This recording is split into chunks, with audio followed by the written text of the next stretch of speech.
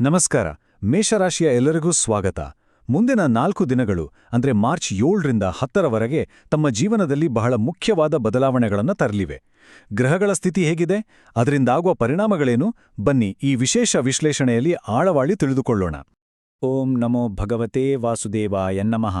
ಈ ಪವಿತ್ರ ಮಂತ್ರದೊಂದಿಗೆ ನಮ್ಮ ಈ ವಿಶ್ಲೇಷಣೆಯನ್ನ ಪ್ರಾರಂಭಿಸೋಣ. ಈ ದೈವಿಕ ಶಕ್ತಿಯು ನಮಗೆ ಸ್ಪಷ್ಟತೆ ಮತ್ತು ಸಕಾರಾತ್ಮಕತೆಯನ್ನು ನೀಡಲಿ. ಹೌದು, ಈ ಸಮಯ ಮೇಷರಾಶಿಯವರಿಗೆ ನಿಜಕ್ಕೂ ಒಂದು ಮಹತ್ವದ ಘಟ್ಟ. ಯಾಕೆಂದರೆ ಗ್ರಹಗಳ ಚಾಲನೆ ಈಗ ಅದೃಷ್ಟದ ಹೊಸ ಬಾಗಿಲುಗಳನ್ನೇ ತೆರೆಯೋಕೆ ಸಿದ್ಧವಾಗಿದೆ. ಹಾಗಾದರೆ ಯಾವೆಲ್ಲ ಹೊಸ ದಾರಿಗಳು ತೆರೆದುಕೊಳ್ಬೋದು, ಬನ್ನಿ ನೋಡೋಣ. ನಮ್ಮ ಇವತ್ತಿನ ಗಮನ ಪೂರ್ತಿಯಾಗಿ ಈ 4 ದಿನಗಳ ಮೇಲಿದೆ. ಮಾರ್ಚ್ 7 ಶನಿವಾರದಿಂದ ಹಿಡಿದು ಮಾರ್ಚ್ 10 ಮಂಗಳವಾರದವರೆಗೆ. ನೋಡಕ್ಕೆ ಇದು ಚಿಕ್ಕಾವಧಿ ಅನಿಸಿದ್ರೂ ಇದರ ಪ್ರಭಾವ ಮಾತ್ರ ಬಹಳ ದೊಡ್ಡದು. ಸರಿ, ಮೊದಲನೇದಾಗಿ ಈ 4 ದಿನ ಯಾಕೆ ಇಷ್ಟು ಸ್ಪೆಷಲ್ ಅನ್ನೋದನ್ನ ಅರ್ಥ ಮಾಡ್ಕೊಳ್ಳೋಣ.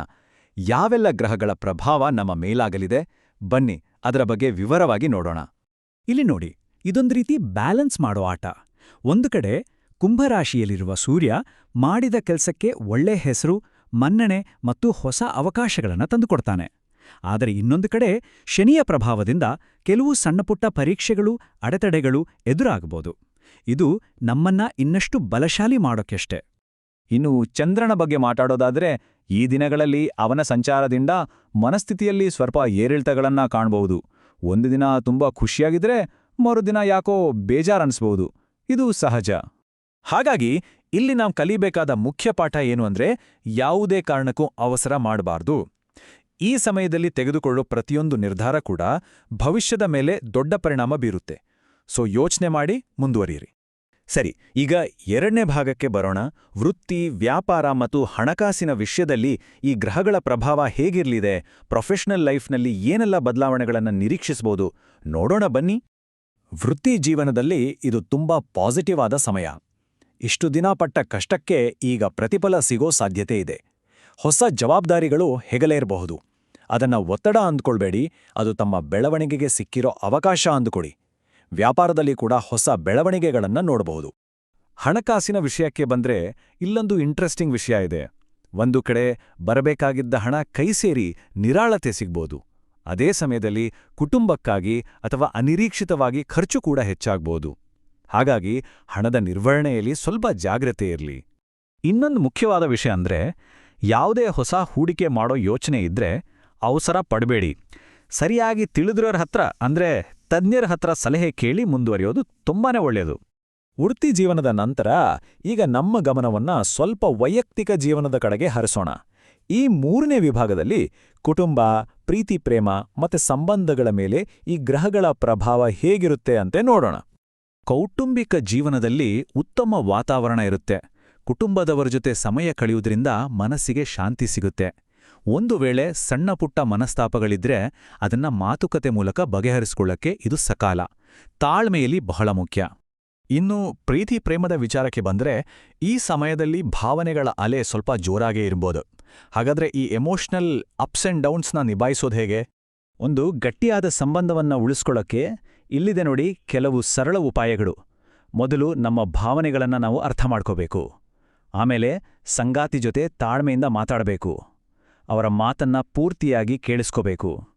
ಇದಿಷ್ಟನ್ನು ಮಾಡಿದ್ರೆ ಸಂಬಂಧ ಇನ್ನಷ್ಟು ಗಟ್ಟಿಯಾಗುತ್ತೆ. ಮದುವೆಗಾಗಿ ಕಾಯ್ತಿರುವ ಮೇಷರಾಶಿಯವರಿಗೆ ಒಂದು ಸಿಹಿ ಸುದ್ದಿ. ಕುಟುಂಬದವರಿಂದ ಅಥವಾ ಸ್ನೇಹಿತರಿಂದ ಒಂದು ಒಳ್ಳೆ ಸಂಬಂಧದ ಪ್ರಸ್ತಾಪ ಬರೋ ಸಾಧ್ಯತೆ ಇದೆ.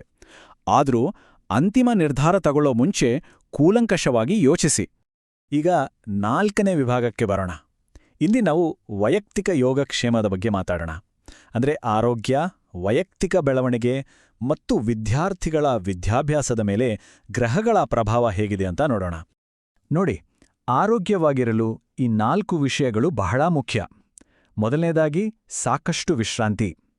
2ನೇದು ಸರಿಯಾದ ಸಮಯಕ್ಕೆ ಪೌಷ್ಟಿಕ ಆಹಾರ. 3ನೇದು ಮನಸ್ಸನ್ನ ಶಾಂತವಾಗಿಡೋಕೆ ಧ್ಯಾನ. ಮತ್ತು 4ನೇದು ಕೋಪವನ್ನ ನಿಯಂತ್ರಣದಲ್ಲಿಟ್ಟೋಡೋದು. ವಿದ್ಯಾರ್ಥಿಗಳಿಗೆ ಇದು ಬಹಳ ಮುಖ್ಯವಾದ ಸಮಯ. ಈ ಸಮಯದಲ್ಲಿ ಶಿಸ್ತಿನಿಂದ, ಏಕಾಗ್ರತೆಯಿಂದ ಓದಿದ್ರೆ ಖಂಡಿತವಾಗಿಯೂ ಅತ್ಯುತ್ತಮ ಫಲಿತಾಂಶ ಸಿಕ್ಕೇ ಸಿಗುತ್ತೆ. ನಿಮ್ಮ ಪ್ರಯತ್ನಕ್ಕೆ ತಕ್ಕ ಪ್ರತಿಫಲ ಖಂಡಿತ ಸಿಗಲಿದೆ. ಕೊನೆಯದಾಗಿ 5ನೇ ವಿಭಾಗದಲ್ಲಿ ಈ 4 ದಿನಗಳ ಪಯಣವನ್ನ ಇನ್ನಷ್ಟು ಸುಗಮಗೊಳಿಸಲು ಕೆಲವು ಸರಳವಾದ ಆದರೆ ತುಂಬನೇ ಶಕ್ತಿಯುತವಾದ ಪರಿಹಾರಗಳನ್ನ ನೋಡೋಣ. ಇವು ಗ್ರಹಗಳ ಶಕ್ತಿಯನ್ನ ಸಮತೋಲನದಲ್ಲಿಡೋಕೆ ಸಹಾಯ ಮಾಡುತ್ತವೆ. ಈ 4 ದಿನಗಳ ಕಾಲ ಈ ಆಧ್ಯಾತ್ಮಿಕ ಅಭ್ಯಾಸಗಳನ್ನು ಪಾಲಿಸೋದು ಬಹಳ ಒಳ್ಳೆಯದು. ಶನಿವಾರ ಹನುಮಂತನಿಗೆ, ಭಾನುವಾರ ಸೂರ್ಯನಿಗೆ, ಸೋಮವಾರ ಶಿವನಿಗೆ ಮತ್ತು ಮಂಗಳವಾರ ಸುಬ್ರಹ್ಮಣ್ಯನಿಗೆ ಪ್ರಾರ್ಥನೆ ಸಲ್ಲಿಸೋದ್ರಿಂದ ಧೈರ್ಯ, ಶಾಂತಿ ಮತ್ತು ಸಕಾರಾತ್ಮಕ ಶಕ್ತಿ ಹೆಚ್ಚಾಗುತ್ತೆ.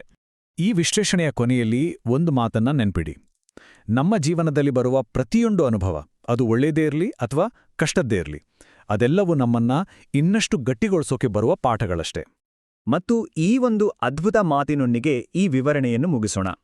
ನಮ್ಮ ಮೇಲೆ ನಮಗಿರೋ ನಂಬಿಕೆಯೇ ಜಗತ್ತನ್ನ ಗೆಲ್ಲುವ ಮೊದಲ ಹೆಜ್ಜೆ. ದೈವದ ಕೃಪಾಕಟಾಕ್ಷ ಸದಾ ತಮ್ಮೆಲ್ಲರ ಮೇಲಿರಲಿ ಎಂದು ಹಾರೈಸುತ್ತಾ ಈ ವಿವರಣೆಯನ್ನ ಪವಿತ್ರ ಮಂತ್ರದೊಂದಿಗೆ ಮುಕ್ತಾಯಗೊಳಿಸ್ತಿದ್ದೇನೆ. ಓಂ ನಮೋ ಭಗವತೆ ವಾಸುದೇವಾಯ ನಮಃ.